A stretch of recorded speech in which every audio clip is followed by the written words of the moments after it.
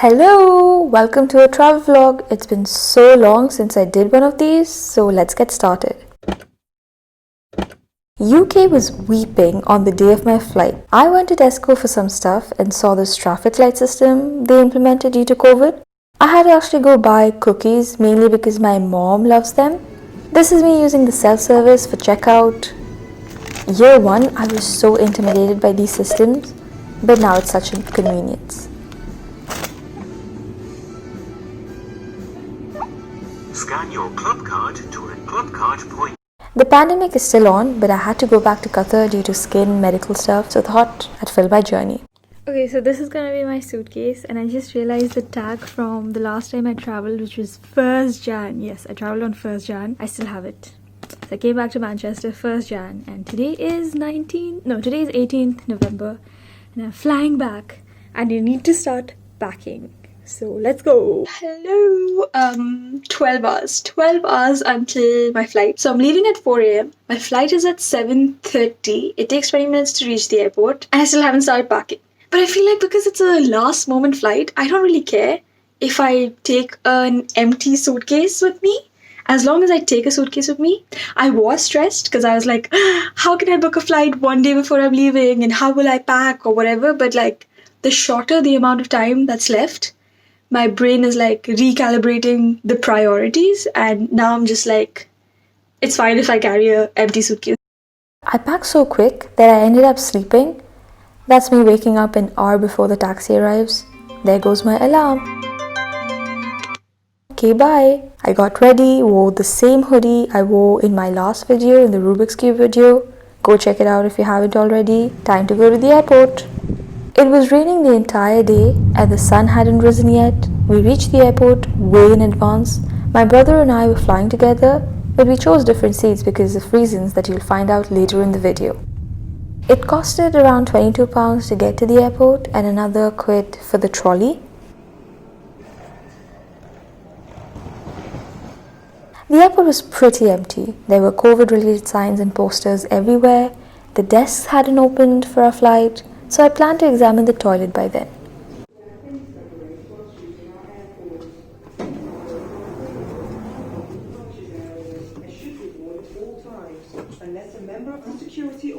That's me saying hi, hello. Really like the design of this thing. Also a detailed hand washing technique poster. Enough of the toilet tour, let's get back to business. Before check-in, I had to fill in some COVID forms. There was a hand sanitizer stand, so made use of that.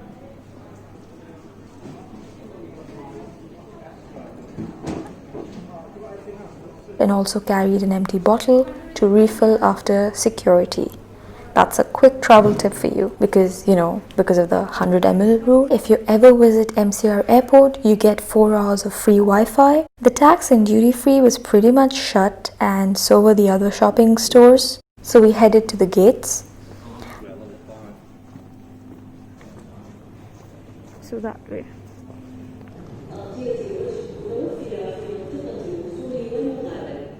Like I said, the airport was dead space with hardly anyone. The only cool happening thing I could spot were these lifeless dudes hanging from the roof trying to steal a car, I'm guessing. Anyways, we had to head to gate 31. Finally reached gate 31. I was waiting for my zone to be called and secretly, shyfully trying to film in public. Still not used to it. I got my face shield and headed to the airplane.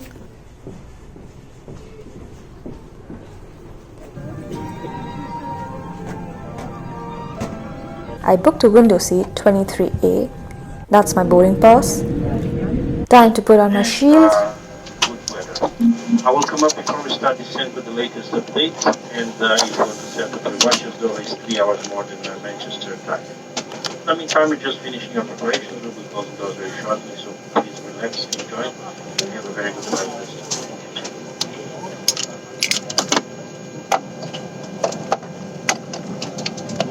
Also wanted to show off how I have the 2 seats next to me free. They also gave us a travel protective kit with mask, gloves and hand sanitizer. I was also happy to receive headphones and find out that they have entertainment available on flight, but I didn't really get much use of it.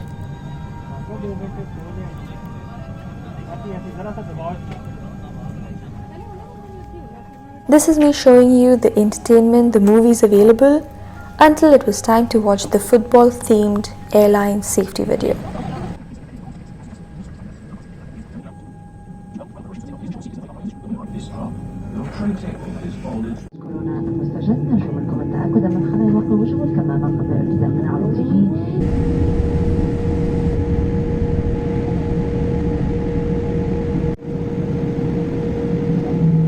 Time to take off! Woohoo! Right after takeoff, we were offered some breakfast, croissant, am I saying it correctly? Cheese and parsley frittata with chicken sausage, some strawberry yogurt and some yummy fresh fruit salad. We were allowed to take off our shield and mask while drinking and eating. I started with drinking mango juice, ate the croissant, then the main meal, skipped the yogurt and ate the fruits. After the meal, I wore my mask again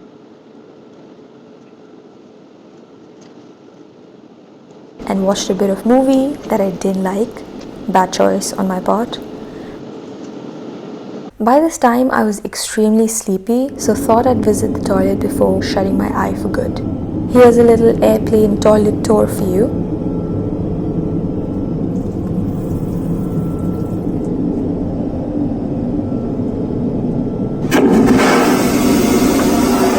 Now this was the best part about flying during COVID. Empty seats and foldable handrests that could be lifted up to make a tiny, uncomfortable sleeping space. I have never had the liberty to sleep like this while flying, so I stacked all the spare pillows and blankets and just slept pretty much for the entirety of the journey. I woke up around 23 minutes before landing. This is some cool animation showing you the places near Doha, Qatar. Another way I knew I had finally reached the deserts is when the bright sunlight hit my face shield. Time to land! Get off the plane!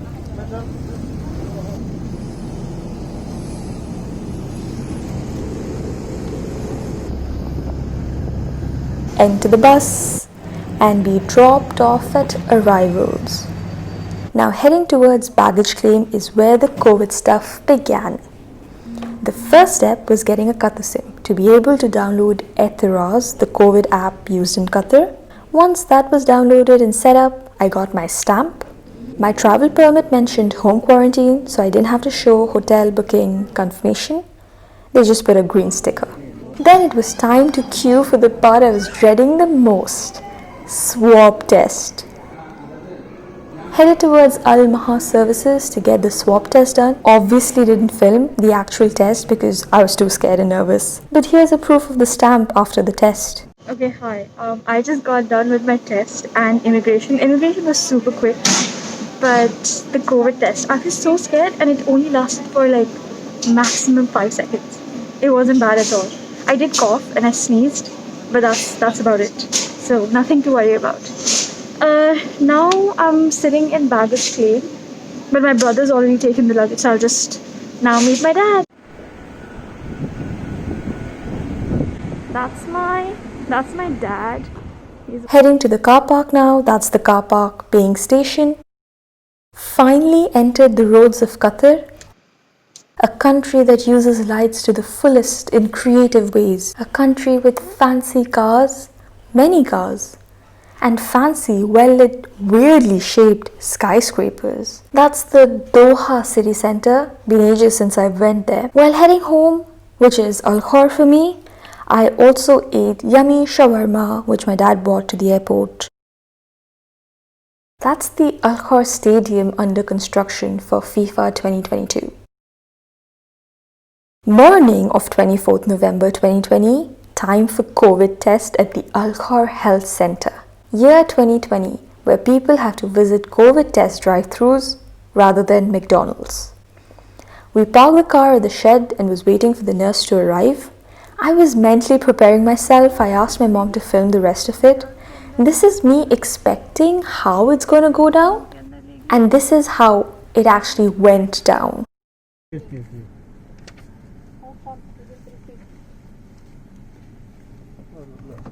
Can you just make restart your phone or something? Okay. What would be effect that number? So what is that message for? No, it is registration. You just want to confirm if you have given the correct number like that. Oh, Should be in the text message. but I'm showing you the text Yeah, message. can you just make restart? Yeah, come, sorry. Come on. Sorry.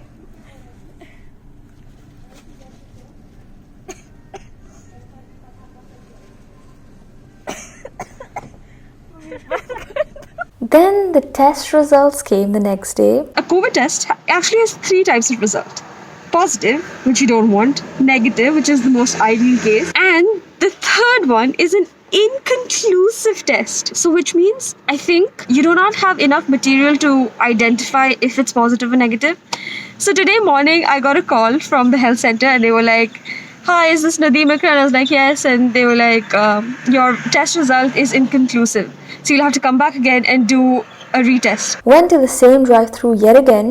Had to show my Qatar ID and health card. They sent me to entrance 3, which happened to be an indoor sit in the doctor's cabin kind of test. That's me waiting for my turn.